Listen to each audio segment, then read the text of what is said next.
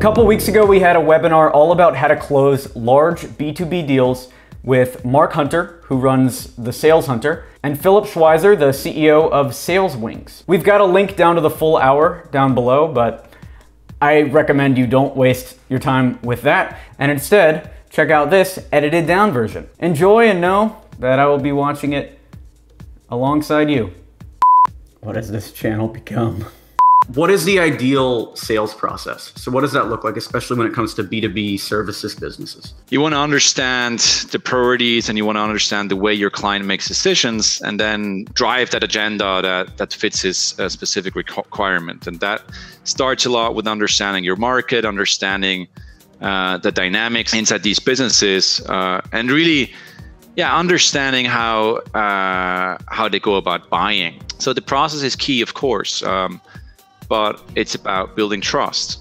It's about asking the right questions. It's about understanding the problem of your client. So the process is important, and of course, it depends a little bit. There's different ways you can approach that, but the fundamentals you have to get right. Well, yeah, I think without a doubt, if you don't get the fundamentals right, and what I'll always say is, the bigger the deal, it becomes incumbent on getting in earlier in the development process. The earlier you are in the development process, the less price-driven the transaction will be. Because if you come in at the end after that RFP, after it's gone out to bid, the only way you're really going to win this is, and win, I hate that term, is if you truly have the lowest price.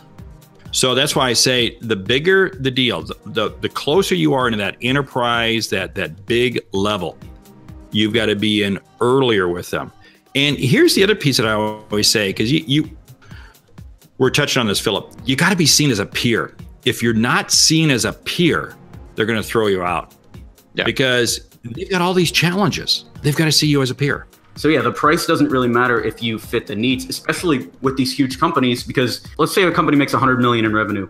There's no difference to them between spending 50,000 on something and 500,000 on something. The more strategic you can make the offering, the less price pushback you're going to have. We just spent money on something that was absolutely huge. It did not make tactical sense, but strategically, I spent the money because strategically it positions me where I want to be long term. The great thing about large companies is that there's the kind of buyer that approaches you and he has a need. And sometimes if you offer, let's say 10 different services, just hypothetically, even if he just buys one from you, you got a foot in the door. Okay, so let's bring it back to closing for a second. One of the issues that a lot of people have, especially when it comes to, so you're writing about high profit prospecting. I'm talking a lot about cold email. You get that first meeting, it's exciting. And then you might go, 50, 60 times with this client before they close a deal, especially at the larger companies. So Mark, what is your approach? Like, how do you keep a company engaged? What are the salespeople supposed to be doing during that process? Well, that is so key. And I was just with a company there where we closed. It was the largest deal by about a factor of 3 that this company had ever closed. And it took 2 years, large entity. And we figured out it was over 100 communications, 100 touches with probably about 8 or 9 different people. Some people along the way had even left. But here's the whole thing. You got to keep the ball moving forward. And what this means is it means really understanding the customer on a couple different fronts. One, you got to understand them personally, because if you're dealing in an enterprise level, people say, well, gee, no, it's purely an economic, it's purely a spreadsheet. No, it's not. It is amazing that personal, emotional touch still comes into play. So what I want to do, the earlier I can let my personality begin to come through in the sales process, the better my follow-up communication is going to be. I don't hesitate to put something personal out there. So we started doing that a lot with our production meetings. So with Garblick, we're doing movies, and whenever we're sitting down with a new group of people, I got this from Aaron Sorkin's masterclass. He calls it talking about Pop-Tarts, which is if you have to set a timer, set it. But for the first 10, 15 minutes, you're not talking about the project. You're not talking about anything. You're just interfacing as people. And it's amazing how we create trust based off of emotional experiences. Okay, so you brought up a really important point, Mark, which is at these B2B companies, it is more about who the sales guy is, because they're going to have to be hanging out with you for a long time, even more important than the budget a lot of times, because it's not their money, right? It's their company's money where they might have a certain amount to spend, but it's not that same pain that a startup founder would have spending money out of their own wallet. That's a very interesting point, because when I used to be in a Fortune 100 company, and I had a very senior level position, the bigger the company, you have to come in and be seen as a peer. You have to become as seen as one of the industry players. You may be with a very small company. You may be a startup. You may be not sure if you're even going to get paid next month. But when you're sitting across from that IT, that CMO, that whoever it might be, you've got to be at their level, talking about their pains, their gains. One of the biggest mistakes that I see people selling into an enterprise level, they don't even understand the fiscal year of the company they're talking to. And if you as a salesperson came in and began talking about the calendar year as if that was my fiscal year, I'm sorry, you had not done your homework. You're gone. You're out. Those are just some very basics. What a client expects from you is that you know at least as much as him, if not more. Don't be afraid to disagree with your client. You know, if they feel that you know what you're talking about and so on, all of a sudden they're on your side. I think the selling process, how you pitch them, is a reflection of how they feel you will work with them if they become a client. How do you deal with that kind of risk in the sales process where you built that great relationship, you went for dinner with them, you did all that stuff, and then they leave? How can somebody prevent that? You have to be aware that there will be people who will leave. They may get assigned to a different division. Don't give up the ghost. And the other piece is, if your whole future of your agency, your company is based on you getting one deal, you know what? You might as well turn out the lights right now. Because as much as I'm hunting elephants here, I want to make sure that I'm bagging squirrels. Oh, that's creepy. I'm bagging squirrels over here to keep the machine going. Well, so it's similar to retirement, right? Like once I got to a point where I was like, even a small amount of money, like $3,000, $4,000 a month, like in just salary, right? Small salary, that gives you the ability to experiment and to do crazy stuff in the rest of your life. And it's the same in your company. If you've got those, 4 or 5 clients that are making you enough money to pay the bills, then you can go after these large enterprise clients. But yeah, you need to, in order to win someone like Ford, you have to not need them. And that could be not needing them because you have 20 other enterprise companies that you're working with, or not needing them because you're fine as a company either way. So you were talking earlier about closing this client that was like 3 or 4 times bigger than anything this other company has had. What are they dealing with now? Like how do you process that as a corporation, as a company? We've got to be prepared that we're not going to see any cash flow from them, even though they've signed the contract and here's the terms and all this sort of stuff. It isn't going to happen for 3-4 months. And you just got to factor that in. What does that look like from a money point of view? Because it sounds like, if the contract's larger than it should be, that means they're making new hires. Like they're doing all of this. Right. They're looking at it, you're right, because they're going to have to hire some additional people. You can't sit there and say, well, I'm sorry, people, you're not going to get paid for another 3-4. No, you got to pay those people now.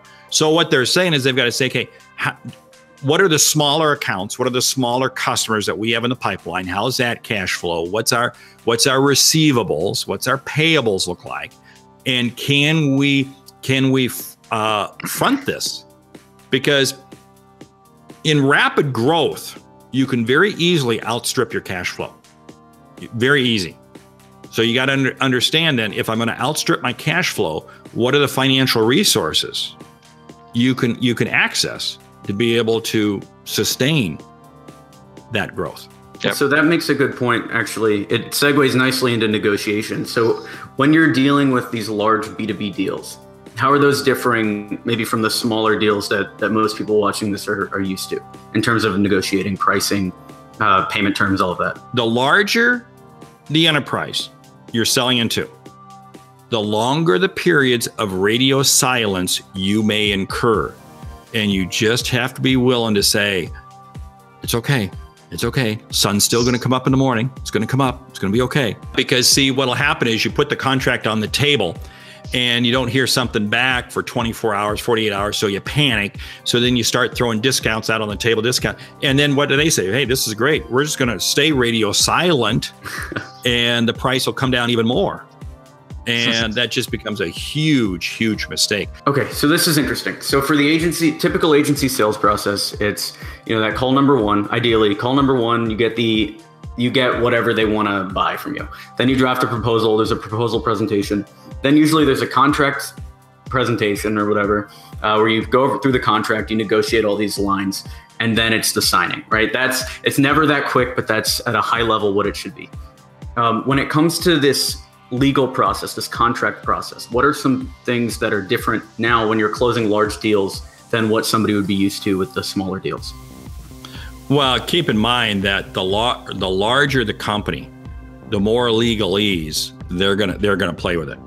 And I look at it this way: I hope the value of my contract is not based on the merits of the contract. This is something that I've seen brought up on our own sales team, where it's little things on the contract. So for instance, there's like one part where it's like, if they sue us, it has to take place in Wyoming. And then like some people want to change it to California, or some people want to change it to Illinois. And I've been telling them that it doesn't matter. Like, let's do whatever the client wants. Is that the right approach? Yes, just default to whatever the client wants, because at the end of the day, the last thing you want to do is be in the game of providing meaningful employment to attorneys. Yeah. Agreed. All right, let's take it to Q&A. Guys, if you want to ask questions down in the chat, feel free to do it now and we'll tackle them. I see one from Add More Colors. He says, Alex, I noticed the emails you send out to subscribers are often very long. Okay. Is there a strategy behind writing lengthier emails to people you already have commitment from? And you're saying versus a cold email where you're keeping it short. And I think there is. So I follow the copywriting philosophy that it's better to tell a good story in an email, especially if they're already willing to hear from you, than it is to just do like a quick 3 or 4 sentence email.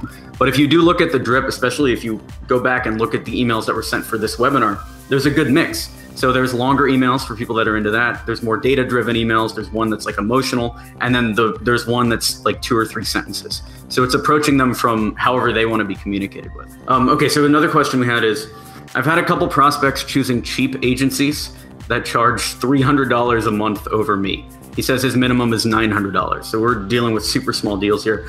I'm not sure how to rebut them. I just say, good luck, I'm here if you need me. Is there a better response that I can use? Show value.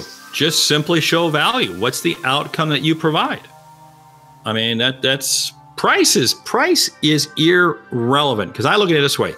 Nobody buys anything, they invest. Even with smaller clients too, where you're dealing with like $300, $400 a month? Well, then the question becomes, do you even want to waste your time with smaller clients? That's the whole thing. I mean, if they're not bringing value to you as an agency, to you as a company, you don't want them around. Get them off your plate. Right. Most of the feedback I give to people, if they say we're too expensive or we can't afford it, the first thing I'll say is just, double your rates, right? Charge more. You don't have to change the offer. You don't have to change the services. You don't even really have to change testimonials. Just start asking for more when you go for those negotiations. So last question we're going to take is, I feel like I've been burned by a lot of smaller clients. I'm actually preparing to start going after the clients who have advertising budgets of $250,000 or more annually. Let's say you're charging $2,000 a month right now. How would you approach that? Or what would be like the ideal process to get to that level?